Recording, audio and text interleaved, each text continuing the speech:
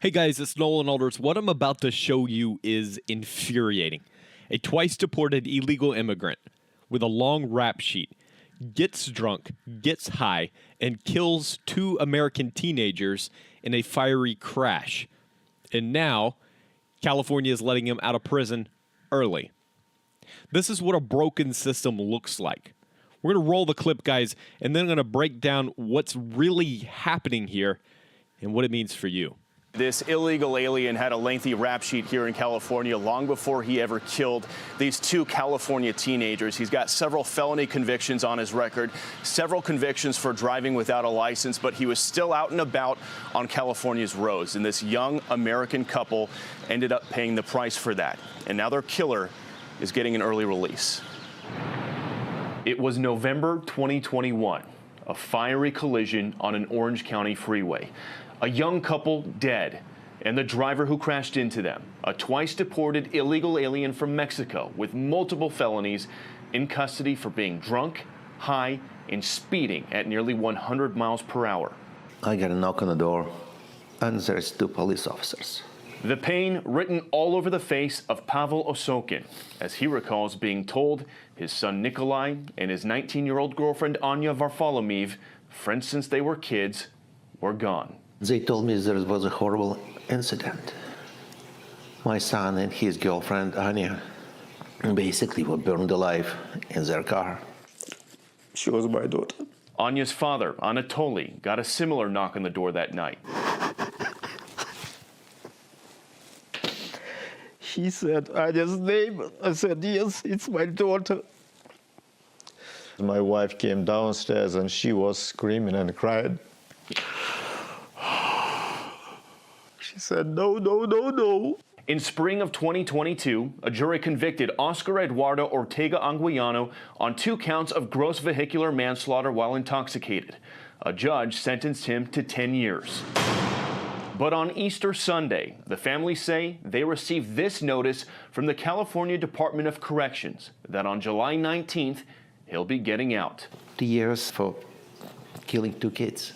It's confusing to me.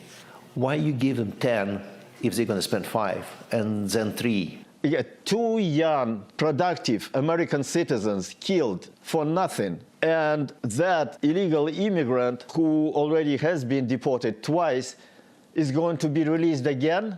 In a statement, the Department of Corrections wouldn't confirm the release, but said in part, quote, incarcerated persons may earn credits for participating in rehabilitative programming, which may move their parole dates to an earlier date. Anya and Nikolai's families are now sending letters to the state, calling for Ortega Anguiano to serve his full sentence. All those dreams were cut short just by one person who was not even supposed to be on that freeway. I will never forgive this guy. Never, ever. I hope he's going to stay in prison. I hope he's going to get old in prison. And I hope he's going to get kicked out from our country in the end. And Dana, ICE confirms to Fox News they have placed a detainer on this illegal alien with the California Department of Corrections. Their hope is that the state will transfer him to their custody upon his release from prison in July. As for the victims' families, they are now left wondering, what are 2 lives worth here in the state of California? They say, apparently, only a little more than 3 years. We'll send it back to you. Bill Melugin, thank you. So Tom Homan joins us from the North Lawn White House. And sir, thank you for your time today. There's a lot to get to, and I know for a lot of our viewers, we're covering a lot of different cases that involve very different people in different parts of the country in different states. Just react to Bill's reporting right there from California first. Let's begin there. Well, look, you know, Bill, everybody asks why I get so emotional on network TV, why I get emotional when I testify, because I've met hundreds of angel moms and dads and hear every story. I'll never forget any of those stories. It's just a tragedy. But I'll make this commitment right now. I'll work with Secretary Nolan on this case, and I guarantee you, if they don't honor a detainer, we have ICE agents outside that facility to take custody of this individual and deport him. He's been deported several times, which means he's a felon. Re-entry the country after formal deportation is a felony. We will prosecute him and we will deport him. I'll make that commitment. I'll work with Secretary Nolan to make sure that happens. I want to bring up one other thing before we get to the bigger picture, and that is, for example, when someone on the left go against you, they will say, oh, it's just like 1 or 2 people, right? Well, that's not the case, as you know. And here's another example. There was a young woman, a mother of two, killed in Maryland. Again, Maryland, mother of two. Her name was Guerra. And she is one of Senator Van Hollen's constituents and well. Her mother, who is Lesbia Milith Ramirez Guerra, I'm sorry, that was the woman who was killed. The mother is devastated, just like those fathers were that you just saw. This is what Van Hollen said. I cannot imagine the grief and pain that the family of Miss Guerra is feeling right now. My heart goes out to them during this incredibly difficult time as they mourn her loss. I thank all of those in law enforcement who have been part of the extensive search effort and investigation. Now Miss Guerra's family and friends and our community will see her suspected killer and anyone involved in this crime face justice in a court of law. Courts of law are where we punish the guilty and provide for the due process rights of all. That is why it is important to respect the rule of law and the decision of our courts. But the issue is the woman who was killed didn't get that chance for due process. There she is right there on your screen.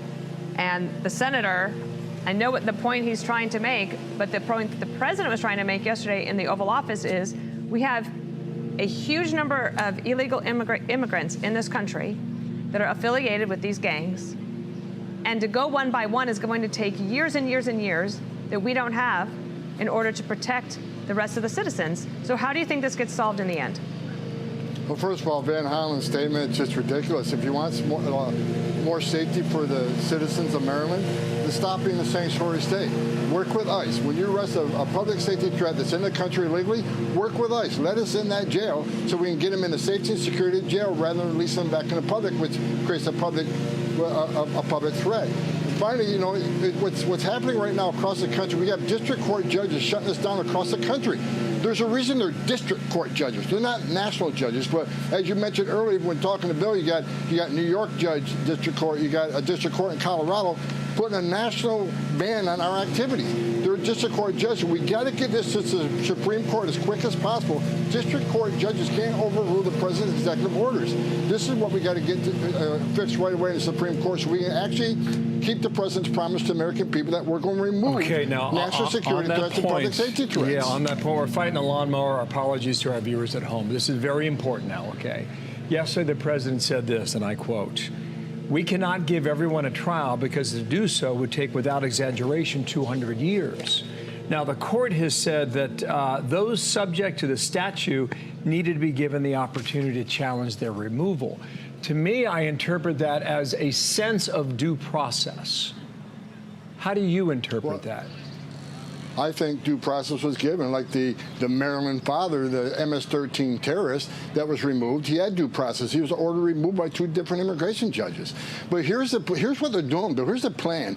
The Biden administration overwhelmed the system. 10.5 million people came to the border. They know it's going to take years to get through the court docket. By then, they're hoping there's another Democratic administration in. They'll have U.S. citizen children. Then all of a sudden, nobody wants them removed. We're spoiling their plans to have future Democratic voters and through a census, have control of the House. Through a census vote, Democratic sanctuary cities get more seats in the House. This is their plan. That's why they overwhelmed the system. That's why they didn't detain them. When they detain them, they get a hearing in 35 days. They released them. Now it's going to take 5 to 7 years. They're going to keep playing this game through the immigration courts, through appeal after appeal after appeal, district judge to slow us down because their hopes is they'll gain power again, then they can warrant amnesty to 10 million illegal aliens that are released in this country illegally. That is their plan, and we're trying to remove these public safety threats and national security threats as quick as possible. They're putting every roadblock imaginable in front of us to prevent us from doing that. My last question, I'm sorry about the lawnmower, but it'll be quick.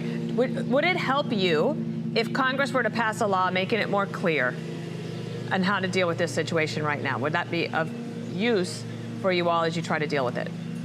Absolutely. Congress needs to take action. They can solve the border crisis by simply addressing 3 laws, the TVPRA on children, the asylum laws, and the Florida Settlement Agreement. If they make those 3 changes and those 3 laws, they've solved 90% of the border problems forever. Guys, if that clip made your blood boil even half as much as it did mine, do me a big favor, hit that like button right now so this video gets seen. America needs to hear this. Now, let's start with the facts. This man was deported twice. He had a list of felony convictions. He was caught drunk, high, and driving nearly 100 miles an hour. And he killed 2 teenagers, Anya and Nikolai, in a horrific, fiery crash. A judge gave him 10 years. And now California is letting him out after barely 2. Why? Because of rehabilitation credits. Because California rewards criminals, even those who aren't supposed to be in the country at all. Guys, this is the result of open border ideology taken to its deadly extreme. But here's the good news. President Trump is back, and ICE under Trump is not playing any games. Tom Homan has made it clear ICE will be outside that prison. And if California won't do the right thing, they will. He's working directly with Governor Kristi Noem to ensure that this killer is deported for good.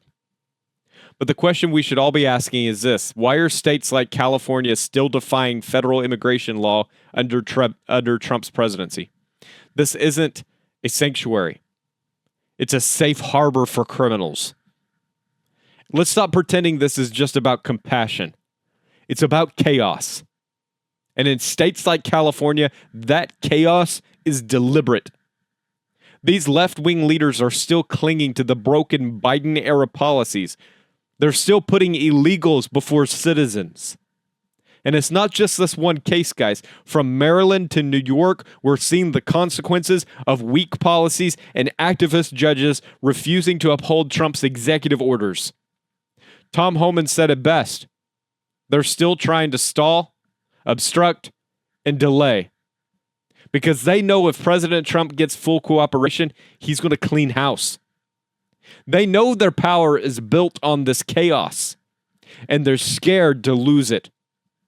This is why we need real accountability, not just at the federal level, but in every rogue state house, courtroom, and city council where these dangerous policies are being enforced. If this story makes you furious like it does me, drop a comment down below, guys. Should states be punished for releasing criminals ICE wants to deport? Should sanctuary laws be banned nationwide under President Trump's administration? Do me a big favor, guys. Subscribe for more truth, more fire, more accountability. And if you want to support bold, independent, conservative commentary, consider becoming a channel member today. We're just getting started, guys. Let's stay loud, stay relentless, let's stay free.